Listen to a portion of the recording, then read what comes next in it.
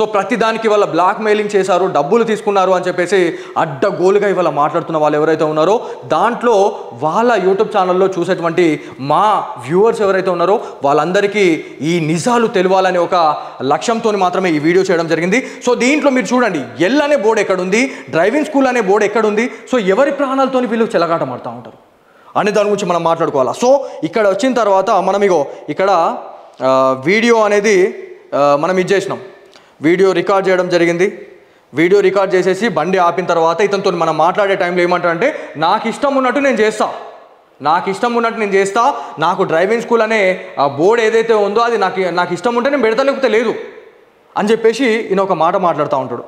So దీంట్లో video కూడా నేను మళ్ళీ పర్సనల్గా ఈ ఏదైతే డ్రైవింగ్ స్కూల్లో అరాచకం ఎంత దారుణంగా ఉంది వీళ్ళు చేసినటువంటి దాని గురించి కూడా పూర్తిగా నేను మీకు చూపిస్తా. దీంట్లో పూర్తిగా ఆయన చెప్తా ఉంటాడు, ఇది నా ఇష్టం అండి, మీరెవరు అడగడానికి అంటాడు. As a citizen of Nizamabad, as a citizen of ఇండియాగా ప్రతి ఒక్కరికి కూడా తప్పు చేస్తే అడిగే రైట్ ఉంది. ఇవాళ మీరు ఏదైతే కొన్ని ఇట్లాంటి ఫాల్తు మాటలు చెప్పినటువంటి